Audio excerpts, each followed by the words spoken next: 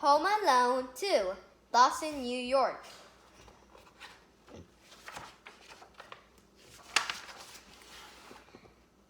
"'Twas 3 nights before Christmas, and the McClaster family was getting ready for their vacation to Florida.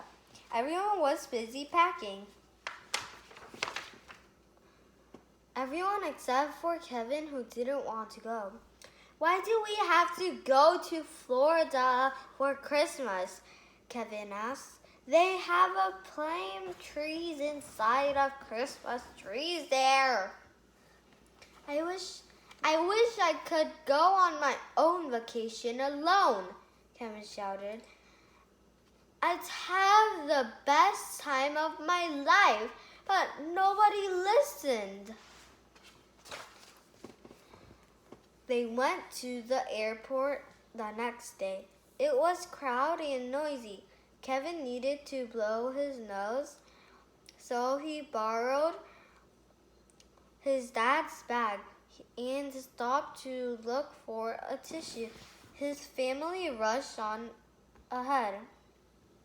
"Wait up!" Kevin yelled and ran after them. He thought he could see his dad's coat in the crowd. He finally caught up to his dad. They boarded the plane at the very last minute. Final boarding. Gate 4. Gate K4. When the plane finally landed, Kevin looked out the window. He saw very tall buildings and lots of snow. It didn't look like Florida at all. When Kevin got off the plane, his family was nowhere to be seen. "Where am I?" "New York City." "Yikes, I did it again." At first, Kevin was scared, but then he realized this was his chance to do whatever he wanted on vacation. He discovered that New York City was a magical place to celebrate Christmas. He rode around in a taxi. He saw the United States of Liberty. He went to the top of the tallest building, and he walked through Selenity Park. There was a wallet in his dad's bag. So Kevin checked into the Phantom's Hotel in the city. There was no one to tell him what to do, so Kevin watched lots of TV and ate a lot of food from room service. The next day was Christmas Eve. Kevin took a limo side to the biggest toy store in New York. He met the toy store's owner, Mr. Duquesne, who told Kevin that all of the money the store earned on Christmas Eve would be donated to the Children's Hospital. Kevin gave him his whole hour. Otherwise, he thought the kids in the hospital needed it more than he did. To thank Kevin, Mr. Duquesne gave him a pair of special ornaments. Turtle doves are a symbol of friendship. One dove you should keep, and the other you should give to the true friend. Kevin left the store and looked at his map for directions.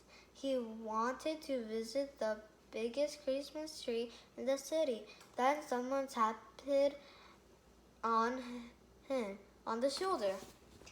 Kevin turned around and screamed, It was Harry and Marv, the burglars, was trying to rob his house last Christmas Eve when he was home alone. Tonight we're going to rob that toy store, and this time we're not going to let you stop us. Kevin ran away as fast as he could. He ran all the way across Central Sparks. He ran so fast then he tripped and his foot got caught between two rocks. A woman approached. She was covered in burns. Kevin was scared at first, but then she pulled his foot free in the rocks. The bird lady told Kevin that she lived in the park, as that the pigeons were her only friends. She was spending Christmas without her family, just like Kevin. Kevin thanked her for helping him and promised that he would come back to visit her. But first, Kevin had to stop on the burglars from robbing the toy store. At the entrance house nearby, he made a plan. Kevin poured goo on the floor and tied paint cans to robbers and lined up bags of flour. He stretched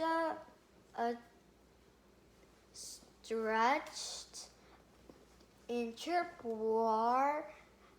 yarn across the basement. He scattered tools in the hallway and painted stairs with grease. Kevin went back to the toy store. Harry and Marv were already there, stuffing money into a bag. Hey, follow me, or I'm going to call the cops. The burglars chased Kevin to the entrance house. Then he stumbled into all of Kevin's traps. Yikes! Yow! Wow! Whoa! Marv and Harry tripped on the tools in the hallway and slipped down the stairs that were painted with grease. But as Kevin snuck away, the burglars spotted him. They chased after him and dragged him back to Central Park. Suddenly, the bird lady appears and threw birdseed all over Harry and Marv, who were covered in goo.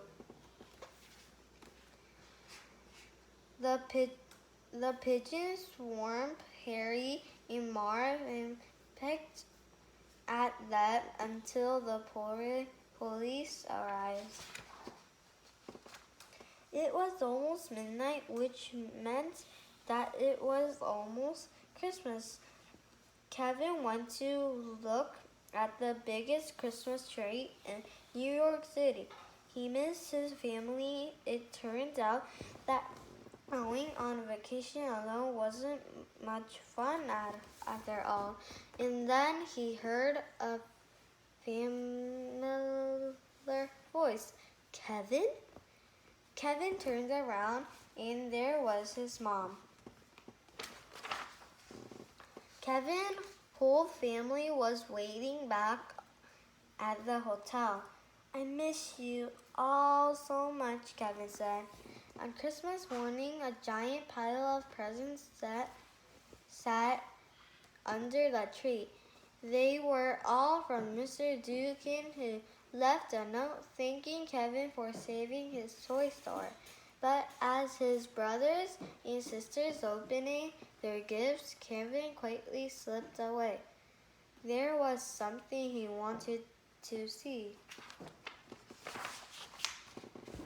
Kevin hadn't forgot the bird lady who helped him so much. He gave her the other cantaloupe ornament, which meant they would be friends forever. Merry Christmas, Kevin. Merry Christmas. All was peaceful, ... until his dad yelled so loudly that Kevin could hear him from the park. Kevin, you spent $9,678 on room service.